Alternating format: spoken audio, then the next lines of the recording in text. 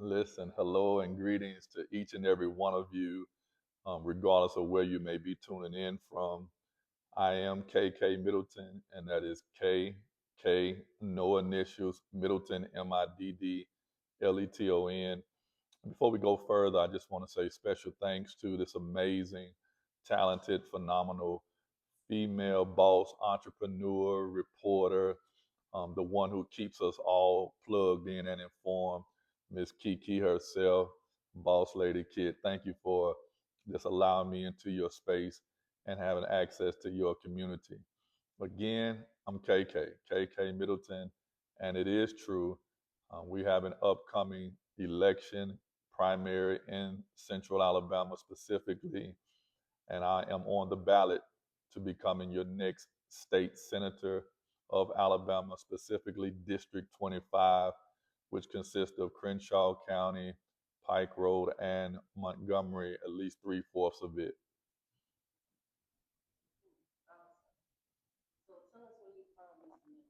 Listen, I am an Alabama boy. I got here by way of adoption. Um, I didn't have a pretty past, and I hope that you all can handle what I'm going to share in the next few minutes about my origin. I'm 47 years of age, but how I came into this world was from an unorthodox, non-traditional incoming. I was an outside child. My father, he had produced at least seven children from five different women. I was the youngest, and my mom was also considered in modern terms his mistress or side piece. And I was also the youngest of her set of children. She had a total of four children, and I was the youngest on both sides. My father passed away right before I turned 5 years of age. My mom was a very beautiful woman who had depended on my dad. He was a go getter, multiple streams, a married man, and he ended up, when he passed away due to sudden health issues, my mom was much younger than him and she wasn't prepared to make it on her own. And she went into a real depression. She had gotten so used to him providing for her and making life easy for her, and she didn't know how to maintain that lifestyle. And as a result of that, I went downhill very fast as a child. I learned a lot of things about survival and very little about love. I ended up in the streets, ended up not taking a real interest into school because I lacked a certain cultural necessities. And I started just getting it out the mud. And I learned a lot about wrongdoing and sin at a very young age. And I ended up being exposed to a lot of street hustlers. And I ended up in juvenile trouble. And that's how I ended up getting adopted in Montgomery, Alabama, over on Air Base Boulevard. And I was raised up in Floyd Middle School. And I stopped by Lanier. And I say stop by because I was so caught up, even though my adoptive family tried to take me out the streets, the mentality was still there, the culture was still there, and I was trying to do right, level up, but unfortunately, temptation got the best of me, and I ended up being overly indulged into street life. And that Lanier administration told me they just couldn't allow me to stick around. I ended up getting arrested and had to get my GED. And so that was my beginning part of life. But it didn't stop there. After my GED, I realized that I had to do something legitimate. And so I ended up getting two trades. And for a long time, I made a good living off of barbering over on the west side of Montgomery. I was able to employ others, was able to build a lot of bonds and create a lot of connections with people from the west side and south side. And I ended up going to trade school and getting a second trade in HVAC refrigeration. I got in that world, learned about commercial construction, learned how easy it was to work around people of a different race and they elevated me real fast because I had legitimate driver's license and I could pass a drug test. And so I made some good money, but I wanted to get more involved in the management side when I saw how the bosses conducted themselves. And I said, oh man, I can do what they are doing. And I realized I wanted to further my education so I could have more opportunities. And that's what I did. And so I ended up going to get my first degree from Troy University, and I'm getting an associate's degree in concentration in sociology. And when I got the rush from that accomplishment, I realized that that wasn't as difficult as I thought. I went and enrolled into Alabama State University. Even though it was fast paced, I was considered a non traditional student. I stayed focused and I ended up graduating with my bachelor's in political science. Met a lot of um, vibrant people and intelligent people along the way, but I didn't stop there.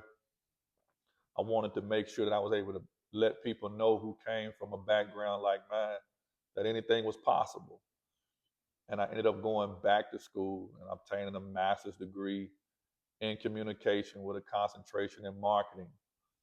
And also, I said, well, I think I got a little bit more in me. I can study a little more. And I wanted to just break my own record. I wanted to raise the standard for the culture that I came from and the race that I represented. So I went back for another master's degree in adult education because I wanted to make sure that I was able to get on multiple platforms and nobody could tell me no. So whether it was on a Sunday or a Monday, I wanted to be qualified. And as far as development and education, I'm actually back in school working on a fifth degree and a sixth degree at AUM, is where I'm obtaining another educational degree. And I'm also working on a doctorate in theology because I'm a man of faith and I want to make sure that I'm equipped to continue to lead people the right way.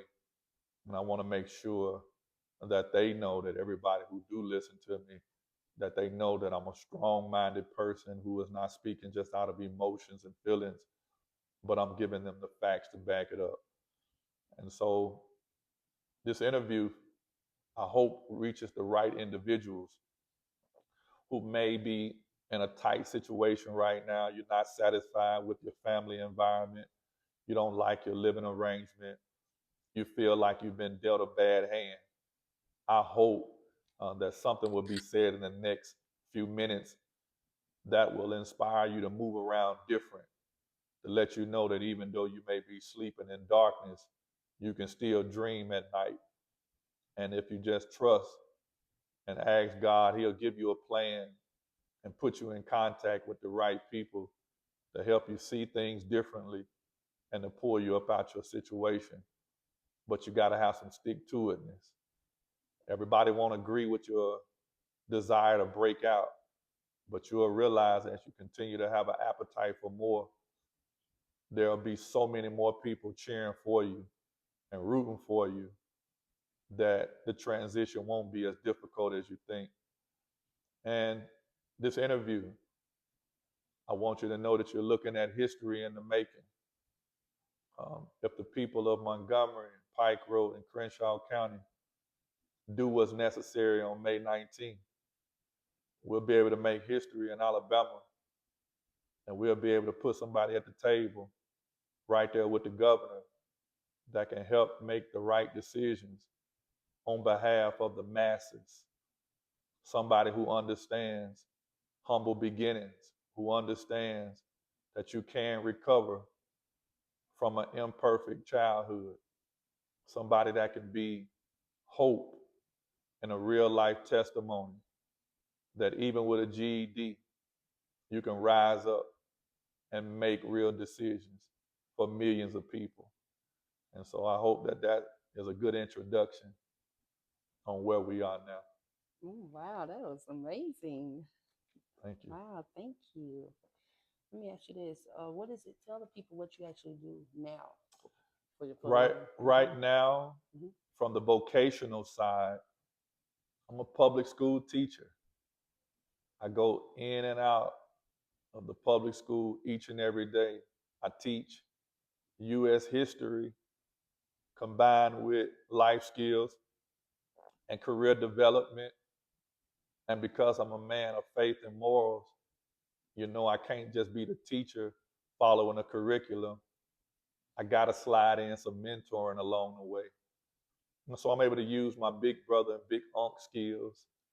I'm able to help inspire and show young males how to become young men. And also, I'm a faith leader. I have the opportunity of being a senior pastor of two churches in two different counties, both in Macon County and Montgomery County. And they're full-time churches. They operate each and every week.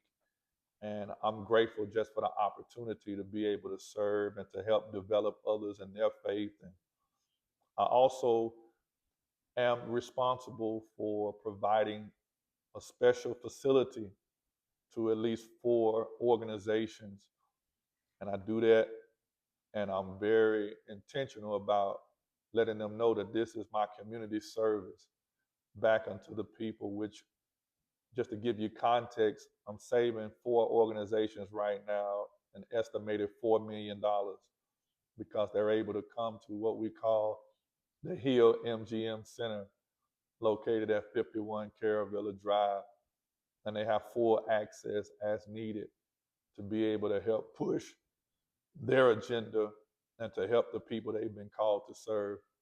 I'm also a consultant. I help other pastors, I help other entrepreneurs, I help them to be able to strategize and teach them how to be creative, even when they feel like they only have a little to work with. I take away the excuses. We focus on their strengths. We combine it with their passion. We look at the market, and then we come up with sound strategies to implement. And I show them how to tactfully move at a good pace and be patient with the process.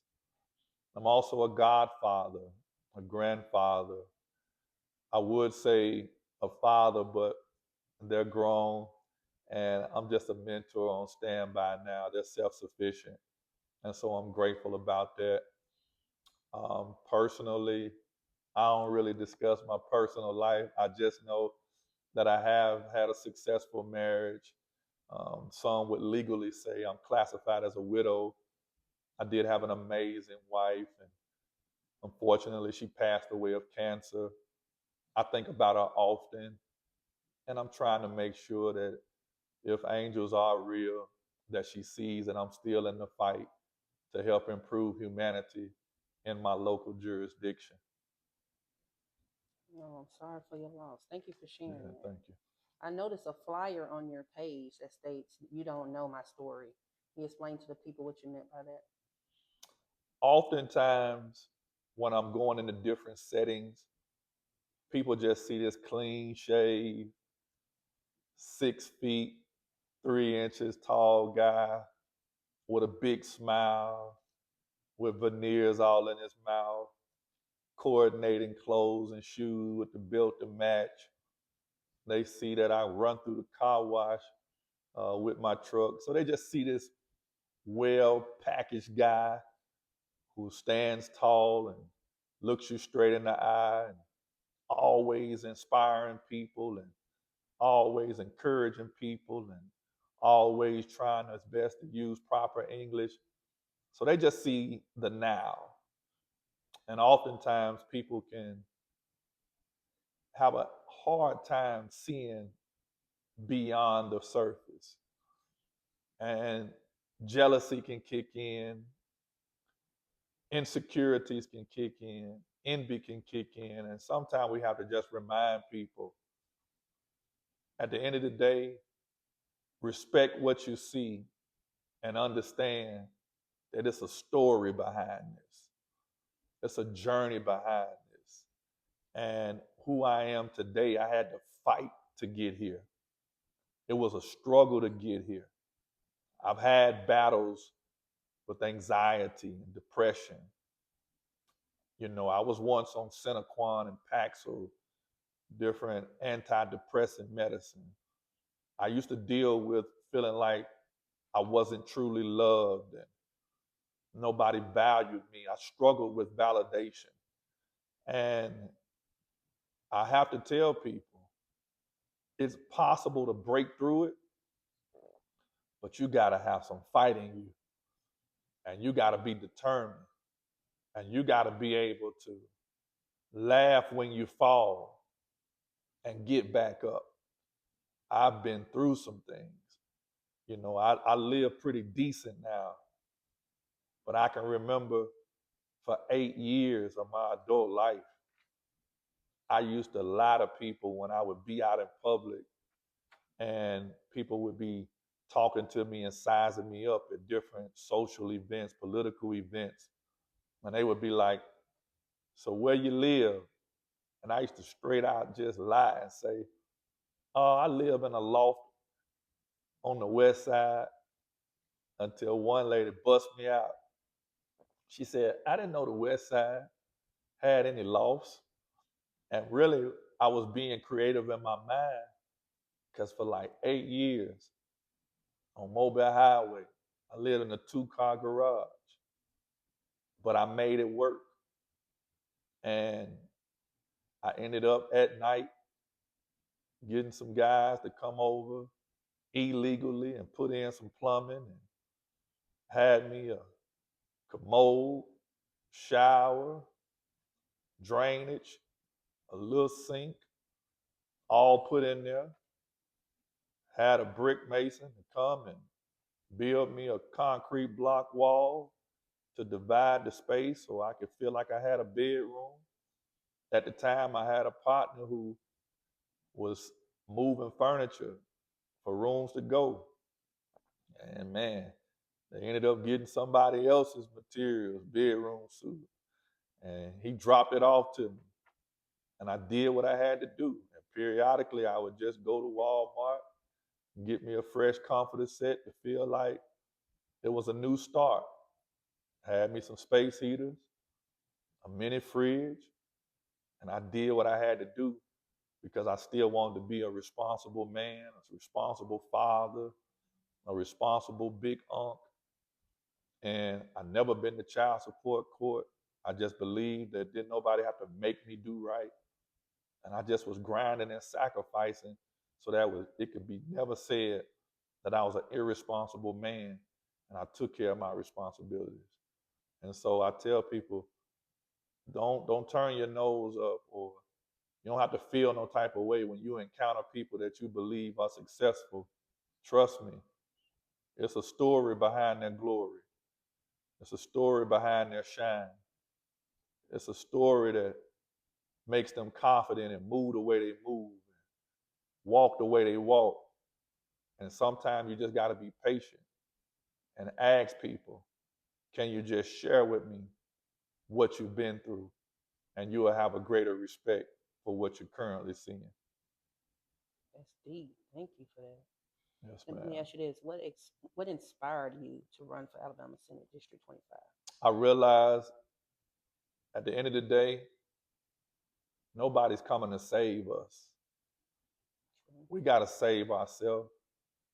And at the end of the day, the federal judge back in November of 2025 approved, after so many years of the Alabama Democratic Party fighting for more equality and representation on behalf of all, especially minorities.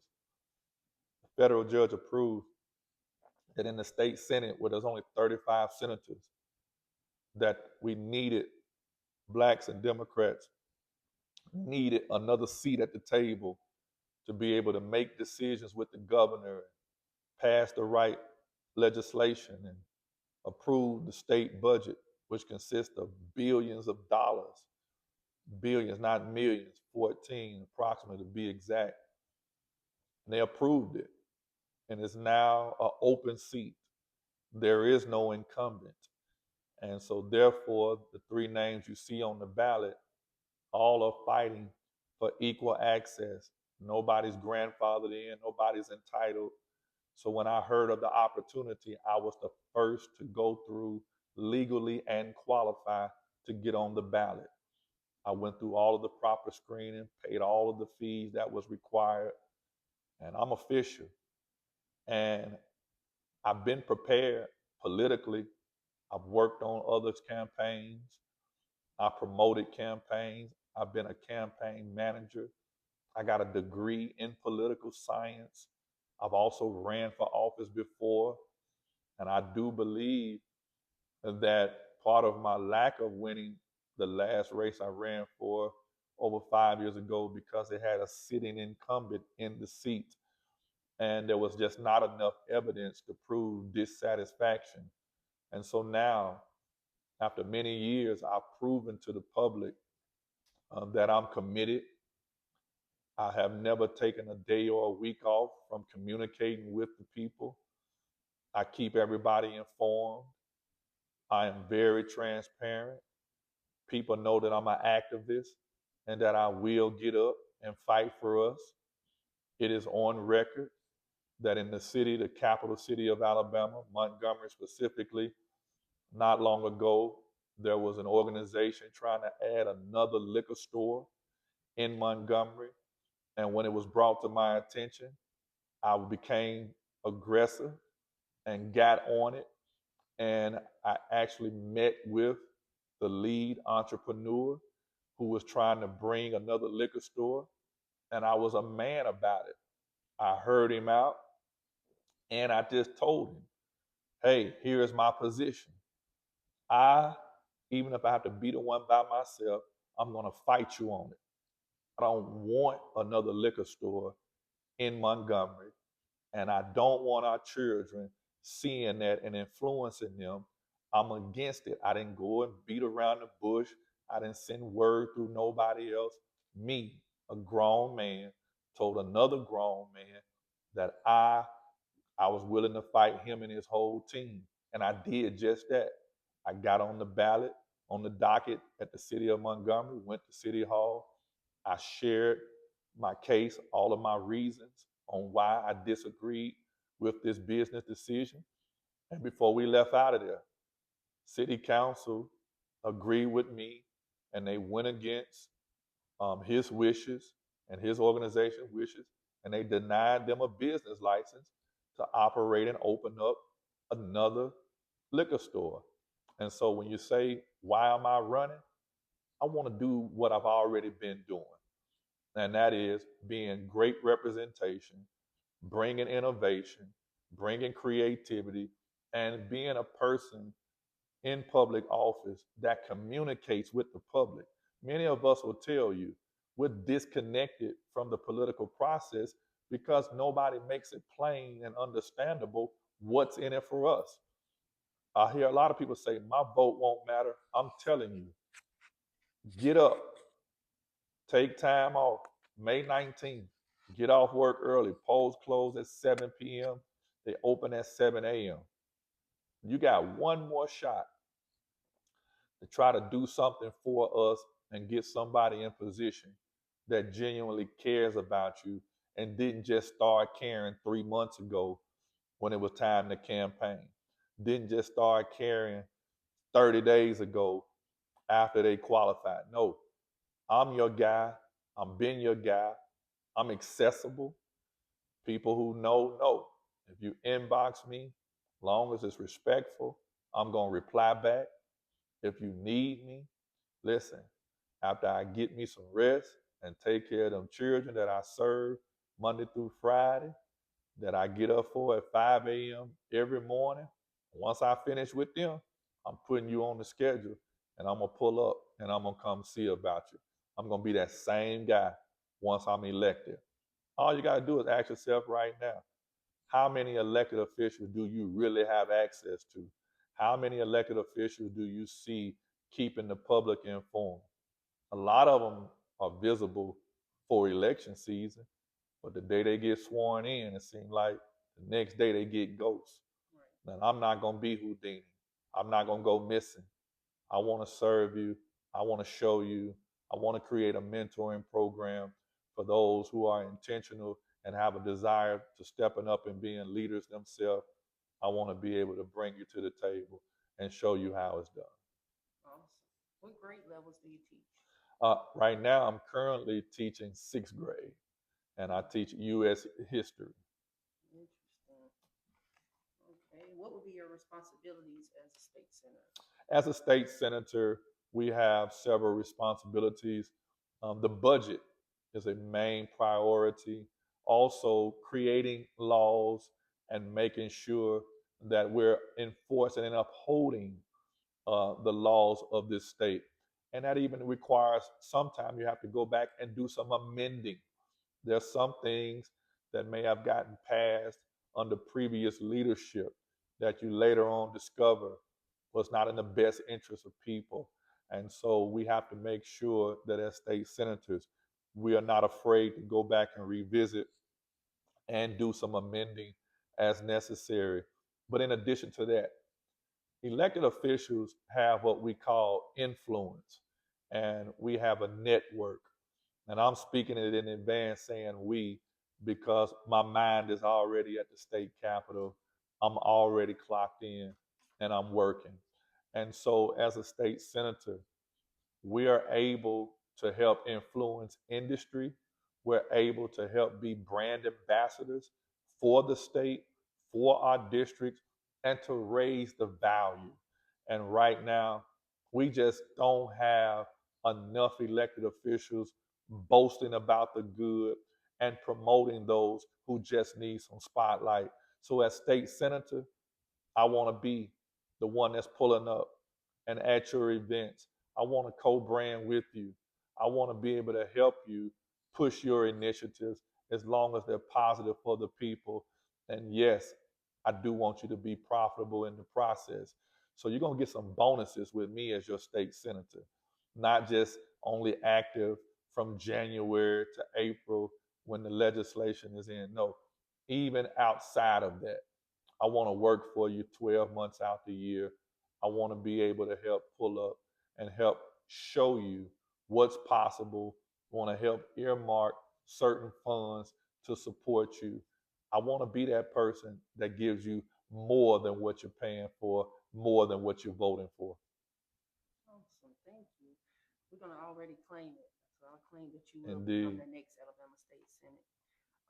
And my biggest question is, what will be your plans, or should I say, what changes do you plan to make for the city of Montgomery and your other districts? So make sure Listen, you know name those districts as well, so we won't get those confused. So it'll be right. Montgomery County, and then what else? So Crenshaw County, Pike Road, and Montgomery is the voting district for me to becoming state senator. But my influence and concerns will be statewide once elected. And so, for example, a lot of our rural areas, we got to get Medicaid active and available for Alabamians. Right now, so many of our rural communities are struggling with proper health care facilities. And that's why, on a state level, our life expectancy rate is 10 years less than the average citizen in the United States of America because we just don't go to the doctor enough. A lot of people just don't have the means or the transportation to travel to bigger cities. And so we got to make sure that we get some medical facilities open in our rural areas. And that way, we won't be putting so much pressure and expectations on the capital city because we see what has happened with Jackson Hospital. And let's face it, Baptist East and Baptist South just can't take care of everybody. They're already having a full load trying to take care of people in Montgomery. But when you look at the surrounding areas and counties, we got to help them to be able to help themselves. So that's going to be first on the list. Health care. We got to have it. Also, we got to go back and look at the budget. As we know, we see it in every level of government is wasteful spending. We got to really go back and take a look and make sure that we're not top heavy, that we're not just rewarding a bunch of people to just look good at the top and we're overlooking and being very neglectful of those who are really putting in the work. we got to do a better job at taking care of not just teachers, but state employees.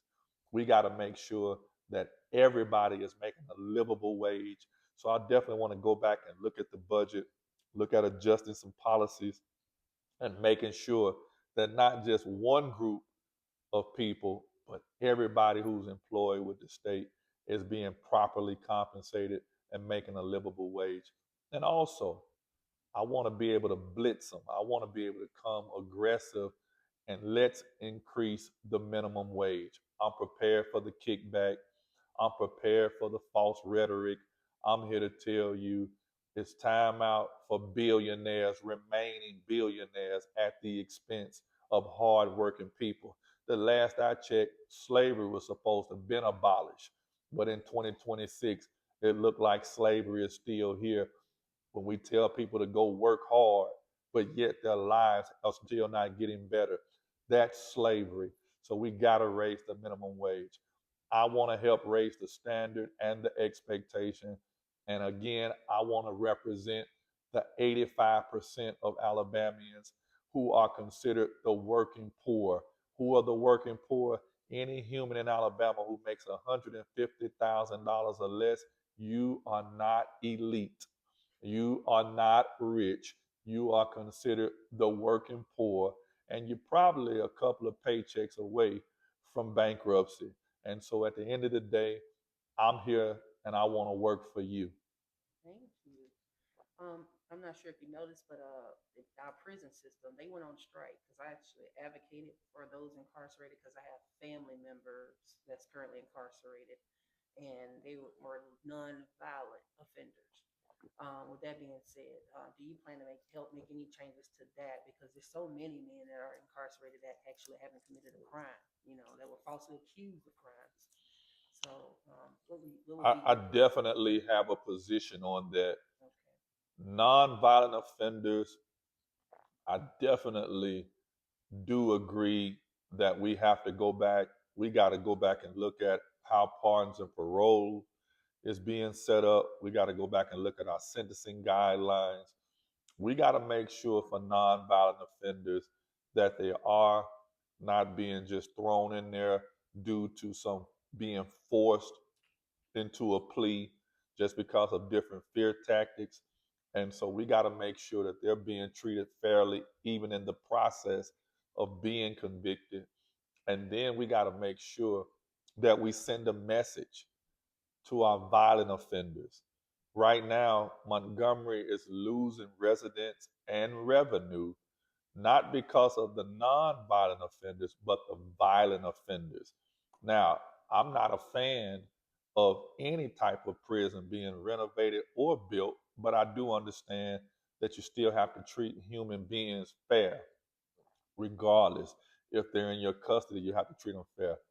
But as a state senator, I want to make sure that we're sending a message to our culture that we got to straighten up. At the end of the day, we have a large mass of us, and I'm talking about people who look like me, who have been unchecked. And they're making it very difficult to thrive and to draw new businesses of real value here to the capital city. People are becoming afraid and they're migrating out to surrounding communities. And we got to send a message that at the end of the day, you know what you're doing isn't correct. Nobody's making you act the way you act. There's no justification for it. So somebody has to come in and talk to us and speak the truth and let them know there will be severe consequences. You will not be able to get out on bail quickly. You will not be able to call mama and tell her to put up her house and come get you quickly when you've been charged with certain violent crimes. But as for our non-violent offenders, I definitely want to advocate for early release. I would definitely want to make sure that they are equipped with the proper training to transition back into society. And we got to ban the box. We got to make sure that we get away from this double jeopardy system. Unless they are a sex offender, they shouldn't have to relive their past every time it's meant to go out and try to apply for a job. Because as we know, a lot of people are discriminative towards you once you tell them you've had handcuffs on you. So I definitely want to make sure that we're bringing common sense to government. Thank you for that. What tactics do you think we need to help stop the crime that's going on in the city? Because we have a large amount of crime that's constantly going on every single day. Yeah. One of the things that we have to look at is where we dropped the ball. When did things change? And I know that I hear it all the time. I'm 47 years of age, and I hear so many of my peers talked about how rough it was for them growing up. And so it was like we went from one extreme to the other. So many said, well, I didn't like how I was chastised, and I didn't like the whoopings that I received or the punishments that I received. So I just made up in my mind that when I became a parent, that I was going to make life easier for my children. And it's nothing wrong with making it easier in some aspects, but crime got out of control when a lot of our children went unchecked and they didn't get chastised as a toddler for their wrongdoing. And we gave them grace at the wrong time. We gave them mercy at the wrong time. And my faith teaches that if you spare the rod, you will spoil the child. And a lot of people in my generation tried to be a grandparent when they should have been a parent. And so now we got to first own it. Everybody you see out here, chances are, have come from a soft home. And we got to own that, where they don't fear God, parents, or law enforcement. So the first thing you got to do is confess and say, this is not the mayor's fault. This is not a lack of police staffing fault. It's my fault. As a parent, I bought them shoes, but I didn't buy a belt. I provided video games and all of these technology, but I didn't require them to bring me good grades. I didn't require them to be mannerable. I didn't require them to say yes, sir, and yes, ma'am. I didn't require them to sit at the table as a family unit. I let my guards down. I lowered the standard. And so I have to own that. That's the first thing we got to do is get to the root of it because you can't cure something if you don't first know the source of the problem. And so we have to kill the blame game. Once we confess, then we address.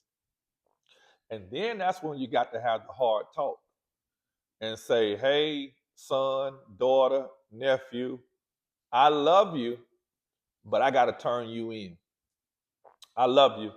I love you, but you got to leave here because it's just a matter of moments. After you get through robbing across the highway, you're gonna run out of local places to rob. You coming for me. And so it's complex, it's awkward, and I know a lot of people are saying, well, prison isn't the solution. I agree that that shouldn't be what you lead with, but you have to give them the real options. Either you can make better choices, or Kay Ivy got a nice hotel that she gonna house you. And so when you say, well, we need more police, no, let me tell y'all, this world got what we call now technology. They got drones. People are being captured now with AI. Listen, nobody's safe. They pulling up at your house and busting in at 4 in the morning, making the arrest because they're pinging your cell phone. We got to start telling our young people, you're not getting away. You still in the car, but the car got a tracking device on it now. This ain't the old stuff. This ain't the old cutlasses and the caprices that they used to take. Times are different. And so when we talk about this crime issue, I promise you, it's not going to continue to get worse like you think. There are some severe consequences coming down the pipeline. Whether we like it or not, agencies across jurisdictions are really partnering. You don't have to like it. They got pending indictments. These judges are issuing and allowing these warrants to go forth. And so you don't have to panic. It ain't going to stay out of control. I'm giving you an inside tip. If your nephew is out of control, go ahead and pre-warn him. Say, listen, they're going to poo shiesty you in a minute. You just got to tell them. They coming for you. You're not getting away. If they can take down the Southern Poverty Law Center, who are white collar agency, surely they coming for Lil Pookie and May May on the corner. You can't hide no more. That's what's different now versus 10, 20 years ago. Cameras are everywhere. Surveillance is everywhere. And people are fed up. And this is not just white people. No, you have hardworking, professional black people, might not be rich, but they're tired of their property value going down. They're tired every time they want to sell their home and they pull up the comps. The value of their home has dropped because of the high crime. And they're coming together and they're in private meetings and they're giving agencies the permission to even use a lot of their homes and light poles for surveillance. And so I'm here to say, as a pre warning, listen, get out these streets, clean your act up before they incarcerate you, and you be in there working for free.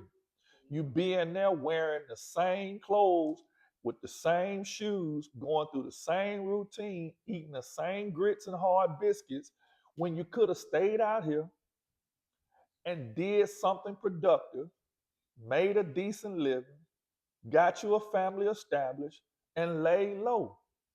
I'm pleading with you. Listen, it's a better way. Let that street life go. It's dangerous and it ain't gonna get you nowhere. Right. Thank you. And Miss Latasha Mallory stated, she said, equipping them to live as law-abiding citizens once released is definitely important.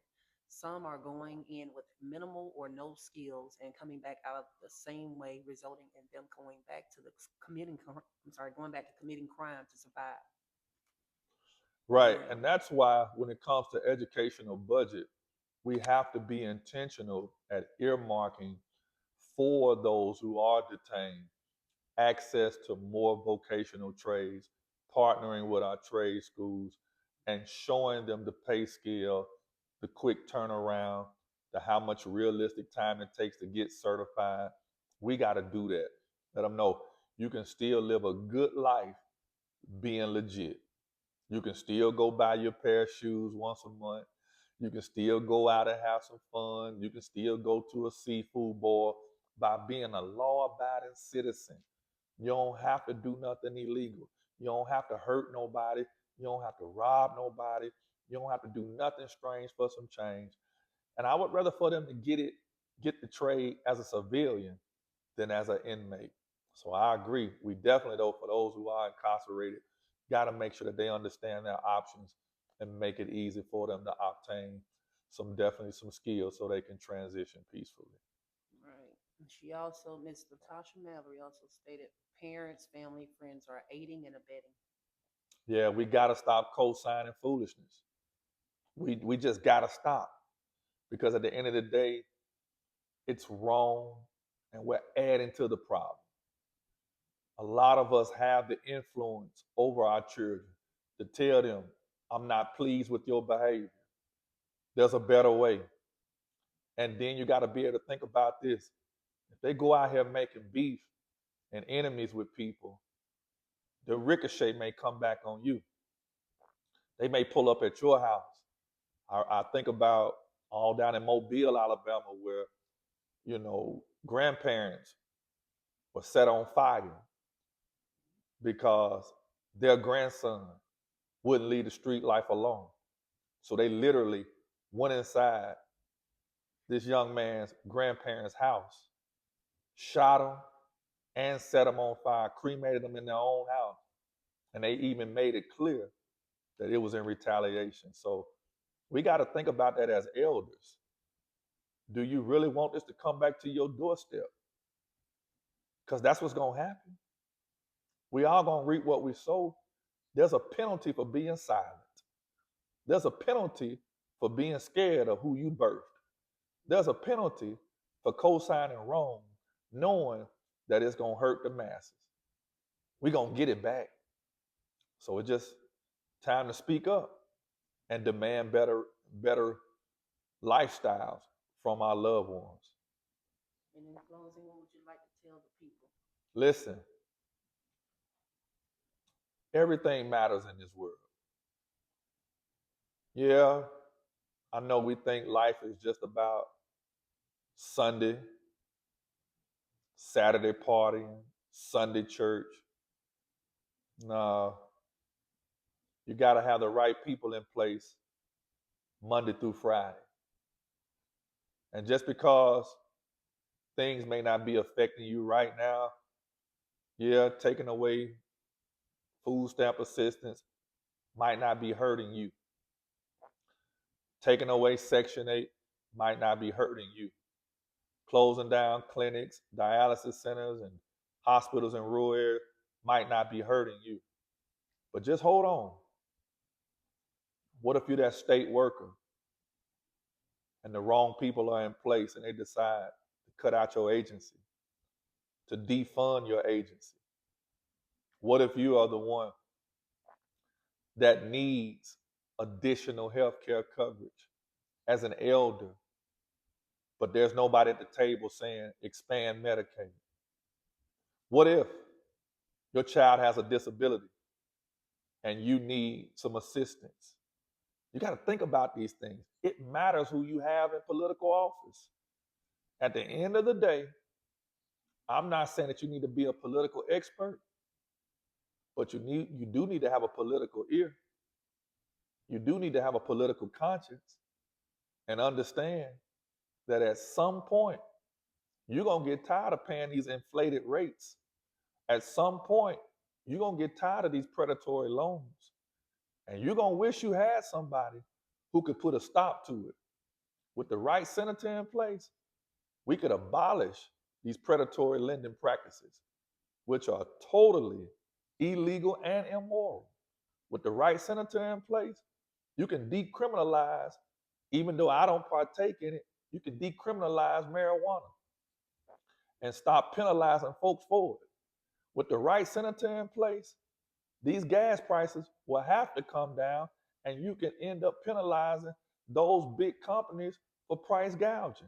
With the right senator in place, listen, policies can be put in place that will protect you even when law enforcement don't do right by you.